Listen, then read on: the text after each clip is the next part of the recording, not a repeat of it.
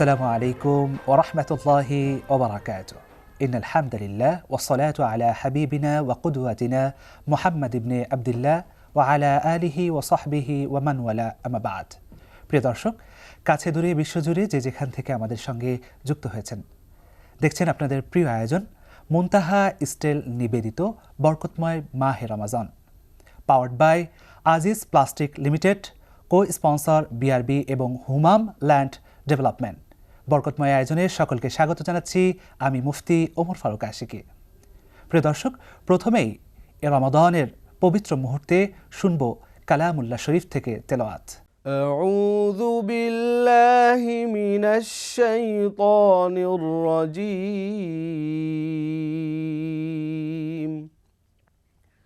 বিসমিল্লাহির রহমানির রহিম। মান কানা ইউরিদুল আজিলাতা আজ্জালনা লাহু ফিহা মা নাশাউ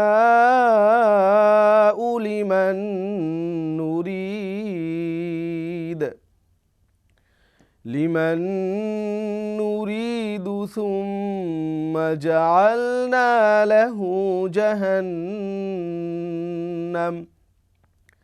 ইয়াসলাহা মাযমুমান মাদহুরা। ومن أراد الآخرة وسعى لها سعيها وهو مؤمن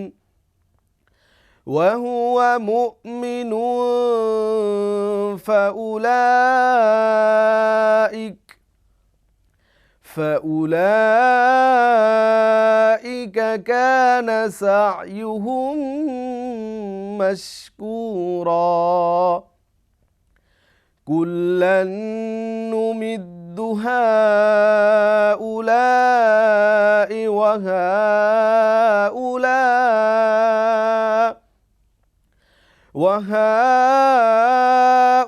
وهؤلاء من عطاء ربك وما كان عطاء ربك محذورا. صدق الله العلي العظيم. আলহামদুলিল্লাহ, শুনছিলাম সেই মহাবাণী ঐশী গ্রন্থ থেকে আল কোরআনুল কারীমের তেলাওয়াত। আলহামদুলিল্লাহ। প্রিয় দর্শক, আমাদের এই পর্বে আপনাদের সম্মুখে উপস্থিত হয়েছেন অত্যন্ত গুণী দুইজন স্কলার। আসুন প্রথমেই আমরা তাদের সঙ্গে আপনাদেরকে পরিচয় করে দিচ্ছি। আমার ঠিক ডান পাশে উপস্থিত রয়েছেন বিশিষ্ট ইসলামিক চিন্তাবিদ, মুফাসসিরে কোরআন মুফতি আনোয়ার হোসাইন আজিজি শেরপুরি। আসসালামু আলাইকুম ওয়া রাহমাতুল্লাহ। ওয়া আলাইকুম আসসালাম ওয়া রাহমাতুল্লাহি তাআলা ওয়া বারাকাতুহু। ঠিক তারপরেই রয়েছেন আমাদের প্রিয় মুখ এবং SBCL হজ কাফেলার চেয়ারম্যান হযরত মাওলানা আল আমিন সাহেব। আসসালামু আলাইকুম ওয়া রাহমাতুল্লাহ। ওয়া আলাইকুম আসসালাম ওয়া রাহমাতুল্লাহি ওয়া বারাকাতুহু। আপনাদের স্বাগত জানাচ্ছি আজকের বরকতময় আয়োজনে। ধন্যবাদ। আলহামদুলিল্লাহ। প্রিয় দর্শক, আল্লাহ সুবহানাহু ওয়া তাআলা আমাদেরকে রমাদান দিয়েছেন। এই মুহূর্তটা অত্যন্ত গুরুত্বপূর্ণ একটি মুহূর্ত, যার মধ্যে রয়েছে বর্জনীয় বিষয়, করণীয় বিষয়। সেই বিষয়গুলো নিয়েই আমরা আজ শুনবো আমাদের সম্মানিত মুহতারামদের কাছ থেকে। চলে যাচ্ছি রোজা রেখে কি বর্জনীয় বিষয়গুলো থাকবে সেই বিষয়টি জানবার জন্য আমাদের মুহতারামের কাছে। জি মুহতারাম, আপনি আমাদেরকে বলবেন, একজন মানুষ যখন রোজা রাখে তখন তার জন্য কোন বিষয়গুলো বর্জনীয়? আলহামদুলিল্লাহ, আমি মহান রবের দরবারে লাখো কোটি শুকরিয়া জানাই, যিনি রব আমাকে এই সুন্দর বরকতময় একটা রজনীতে আমাকে আলোচনা রাখার জন্য আল্লাহ পাক তৌফিক দান করেছেন, যিনি শুকরিয়া আদায় করি। সম্মানিত মুহতারাম, আপনি আমাকে প্রশ্ন করেছেন যে মাহে রমজান মাসে কি কি বর্জনীয়। জি, মানুষ আমরা যখন রোজা রাখি, রোজা রাখতে গেলে রাসূলুল্লাহ সাল্লাল্লাহু আলাইহি ওয়াসাল্লামের মাধ্যমে আল্লাহ পাক বলে দিয়েছেন যে আমরা কি কি কাজ করতে পারবো, কি কি করতে পারবো না। এখন যে কাজগুলো করা যাবে না সেই কাজগুলো বলা হচ্ছে যে বর্জন, মানে বর্জন করতে হবে অথবা বাদ দিতে হবে। ত্যাগ করতে হবে, ত্যাগ জীবন করতে থেকে। হবে। জি। তো সেগুলোর মধ্যে রাসূলুল্লাহ সাল্লাল্লাহু আলাইহি ওয়াসাল্লাম বলেছেন, ইন্নাল্লাহা কারিহা লাকুম সালাসা, আল্লাহ রাব্বুল আলামিন তিনটা কাজ পছন্দ করেন না। এটার মধ্যে হচ্ছে এক নাম্বার কিলা ওয়া কল, অতিরিক্ত কথা বলা, জি। অহেতুক কথা বলা। কোনো মানুষ যদি অহেতুক কথা বলে, অহেতুক মানুষের সাথে গল্পগুজব করে, রোজা রেখে, এটা আল্লাহ পাক পছন্দ করেন না। কারণ বেশি কথা বলতে গেলে সেই কথার মধ্যে মিথ্যা কথা চলে আসবে। বেশি কথা বলতে গেলে শয়তান তার ভিতরে একটা ধোঁকা দিতে থাকবে। এই জন্যই অহেতুক কথা থেকে আমরা বিরত থাকব। 2 নাম্বার হচ্ছে ওয়াইদা তাআলা মাল, অহেতুকভাবে আমরা মাল সম্পদ আমরা নষ্ট করব না, ক্ষতি করব না। আল্লাহ পাক যতটুকু খাওয়ার জন্য বলেছেন, ওয়ালা তুবাযিরু তাবযীরা, যতটুকু প্রয়োজন আমাকে খাওয়া দরকার ততটুকু আমি খাবো, এর অতিরিক্ত আমাকে নষ্ট করা যাবে না, মালকে নষ্ট করার জন্য নিষেধ করেছেন। আরও শুনবো আপনার কাছ থেকে এই বিষয়গুলো নিয়ে। তবে যাচ্ছে আমাদের মুহতারামের কাছে। মুহতারাম, রমাদান চলে এসেছে, রমাদানে আছি, মহান মাস পেয়েছি। এই মাসে আমাদের জন্য কি করণীয়, এই বিষয়টি নিয়ে আমাদেরকে একটু জানাবেন। ধন্যবাদ। মাহে রমজানের বরকতময় অনুষ্ঠানে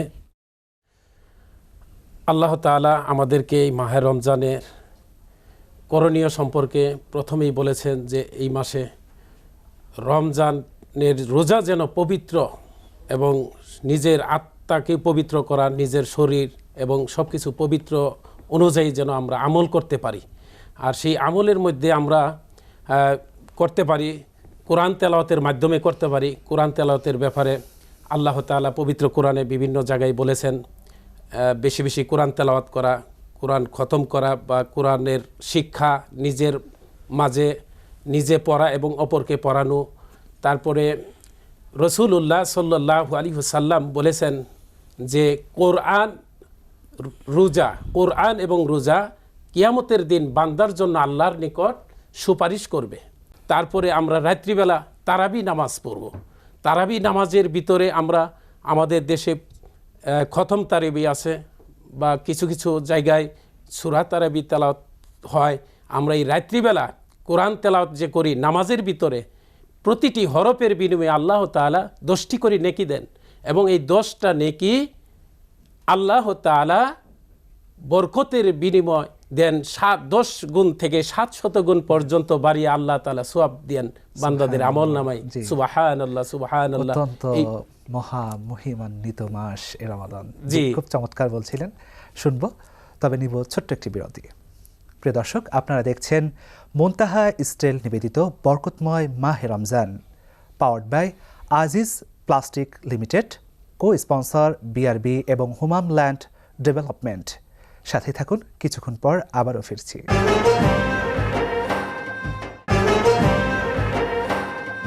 মুনতাহা স্টিল নিবেদিত বরকতময় মাহে Ramzan, powered by Aziz plastic limited, co sponsor BRB এবং হুমাম ল্যান্ড ডেভেলপমেন্ট।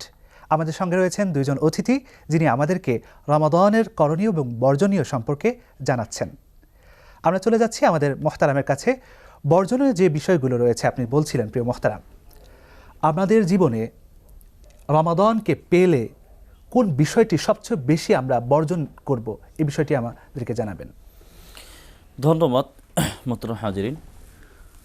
আমার রিসার্চে বা আমার ইয়েতে কোরআন হাদিস পড়ে যেটা দেখলাম, রাসূলুল্লাহ সাল্লাল্লাহু আলাইহি ওয়াসাল্লাম বলেছেন মানুষের মধ্যে সবচেয়ে বড় একটা ভুল, বড় একটা কাজ বর্জন করা উচিত, সেটা হচ্ছে মিথ্যা কথা।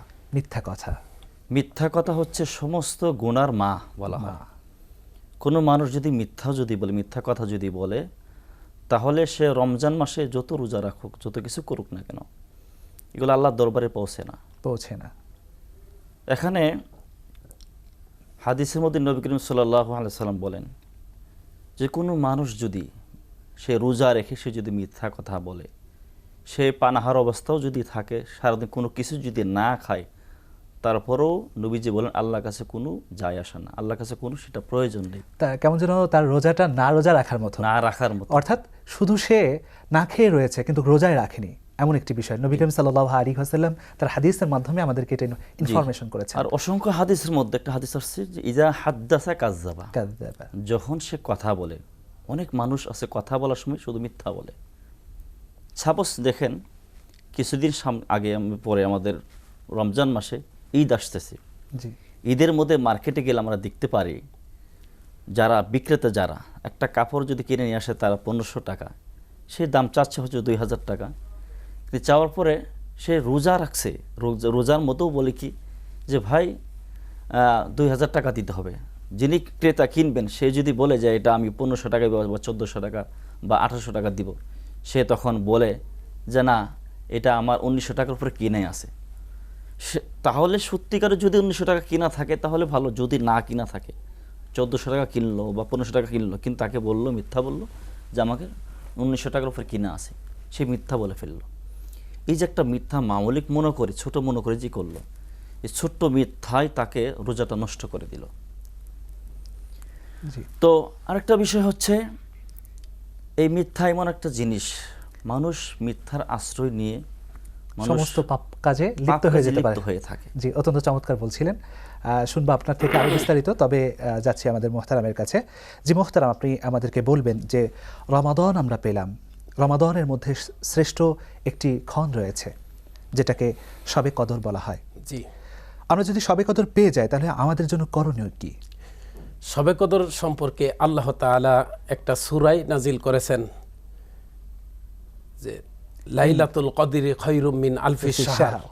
এখানে যে বাক্যটা বললাম, এই বাক্যের ভিতরে আল্লাহ তাআলা বলেছেন লাইলাতুল কদরি খায়রুম মিন আলফি শাহর। এই খায়রুম মিন আলফি শাহর, লাইলাতুল কদর রাতটা 1000 মাস হইতে অপেক্ষা উত্তম। তো এই উত্তম রাতটি কখন হবে এ সম্পর্কে রাসূলুল্লাহ সাল্লাল্লাহু আলাইহি সাল্লামের পবিত্র মুখ দ্বারা একটা বাণী শুনেছি, সেটা হলো তাহাররাউ লাইলাতুল কদরি ফিল বিতরি মিনাল আশরিল আওয়াখিরি মিন রমাদান, রাওয়াহুল বুখারী। বুখারী শরীফের বর্ণনায় রাসূল সাল্লাল্লাহু আলাইহি সাল্লাম বলছেন, রমজানের শেষ দশকের বেজুর রাত্রিতে তোমরা শবে কদর তালাশ করো। তাহলে এই যে রমজানের যে শেষ দশকের বেজুর রাত্রিতে যারা এতেকাব করবে, এতেকাব করলে আমরা এই শবে কদরটা পেয়ে যাব ইনশাআল্লাহ। আল্লাহ তাআলা আমাদেরকে এই শবে কদরের সওয়াব আমরা এতেকাবের মাধ্যমে এবং রাত্রি বেজুর রাতগুলো যেন আমরা বেশি বেশি জাগ্রত থেকে ইবাদত করতে পারি, বেশি বেশি নফল ইবাদত করতে পারি, আল্লাহ তাআলা আমাদেরকে শবে কদরের সওয়াব আমাদের আমল নামায় দিয়ে দিবেন ইনশাআল্লাহ। ইনশাআল্লাহ, অত্যন্ত চমৎকার বলছিলেন মোহতারাম। এই প্রসঙ্গে আবারও জানবো, তবে নিব ছোট্ট একটি বিরতি। প্রিয় দর্শক, আপনারা দেখছেন মুনতাহা স্টিল নিবেদিত বরকতময় মাহে Ramzan, powered by Aziz plastic limited, co sponsor BRB এবং হোমাম ল্যান্ড ডেভেলপমেন্ট। সাথেই থাকুন, কিছুক্ষণ পর আবারও ফিরছি।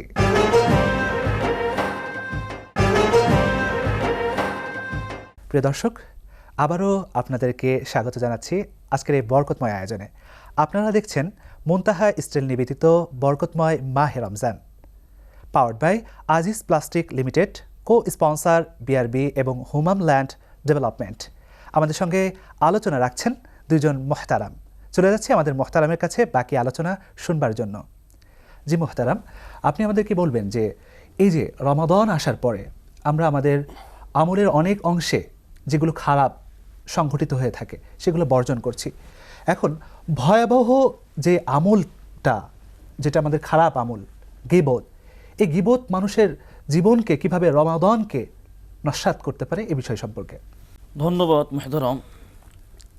সকল দর্শকের প্রতি আমি বলবো, আমরা রোজা রাখি অনেক কষ্ট করে, জি, আল্লাহ তাআলার নৈকট্য হাসিল করার জন্য, সন্তুষ্টি হাসিল করার জন্য।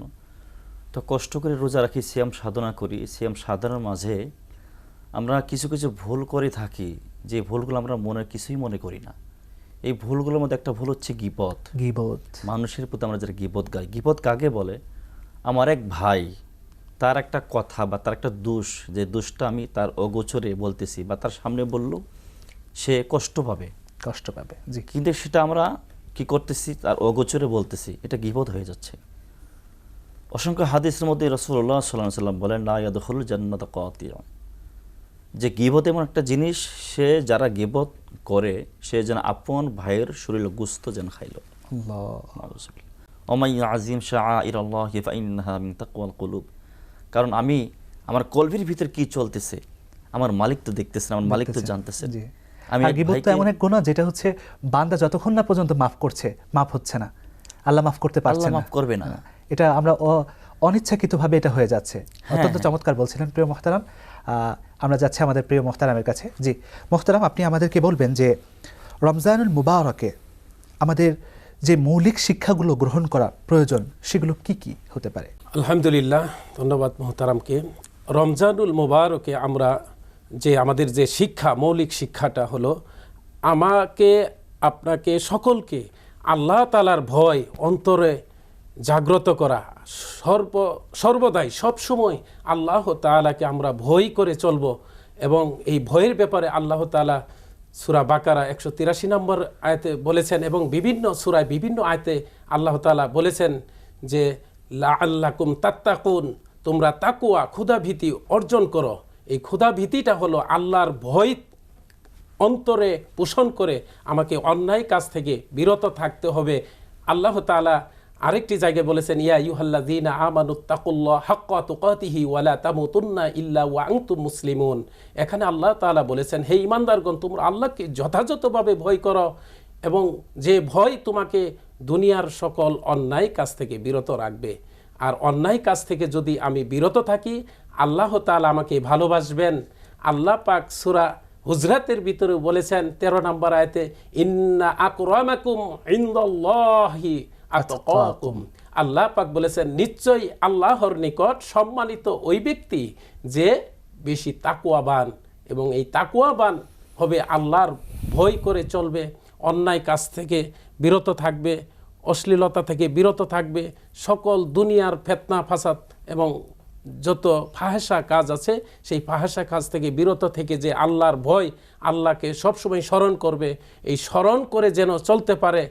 আর মানুষের সাথে আচার আচরণ, মানুষের সাথে সুন্দর ব্যবহার করে চলবে। রসুল সাল্লাল্লাহু আলাইহি সাল্লাম একটি হাদিসে বলেছেন, আল মুসলিম মান সালিম আল মুসলিমুনা মিন লিসানিহি ওয়া ইয়াদিহি। এখানে আল্লাহ রসুল সাল্লাল্লাহু আলাইহি সাল্লাম বলেছেন যে ওই ব্যক্তি প্রকৃত মুসলমান যে যার জবান এবং হাত দ্বারা অপর মুসলমান, প্রতিবেশী মুসলমান নিরাপদ থাকে। তাহলেই আমরা রমজানের যে মৌলিক শিক্ষা এটা আমরা লাভ করতে পারবো আল্লাহর ভয়ের দ্বারা। প্রিয় মোহতারাম, আপনারা অত্যন্ত চমৎকারভাবে বিষয়টি জানিয়েছেন। আল্লাহ তাআলা যেন আমাদের প্রত্যেককে রমাদানের করণীয় এবং বর্জনীয় নিয়ে শিক্ষা নেওয়ার তৌফিক দান করেন। আমিন। আমিন। আমিন। প্রিয় দর্শক, আপনারা আমাদের সঙ্গে ছিলেন এই পবিত্র আয়োজনে। আপনারা দেখছেন মুনতাহা স্টিল নিবেদিত বরকতময় মাহে Ramzan, powered by Aziz plastic limited, co sponsor BRB এবং হুমাম ল্যান্ড ডেভেলপমেন্ট। দেখতে দেখতেই সময়ের শেষ মুহূর্তে পৌঁছে গেছি আমরা। বিদায় নিচ্ছি এখানেই, তবে একটি নাশিদ শুনতে শুনতে। সে যে আমার কামলিওয়ালা, কামলিওয়ালা, হেরা হতে হেলে দুলে, নুরানি তুনু ওকে আসে হায়, সারা দুনিয়ার হেরে মেরে পর্দা খুলে খুলে যায়। সে যে আমার কামলিওয়ালা, কামলিওয়ালা, সে যে আমার কামলিওয়ালা, কামলিওয়ালা। তারে ভাবে বিভোল রাঙা পায়ের তলে, পর্বত জঙ্গম টলমল টলে। তারে ভাবে বিভোল রাঙা পায়ের তলে, পর্বত জঙ্গম টলমল টলে। খুরমা খেজুর বাদাম জাফরানি ফুল ঝরে ঝরে যায়। সে যে আমার কামলিওয়ালা, কামলিওয়ালা, সে যে আমার কামলিওয়ালা, কামলিওয়ালা।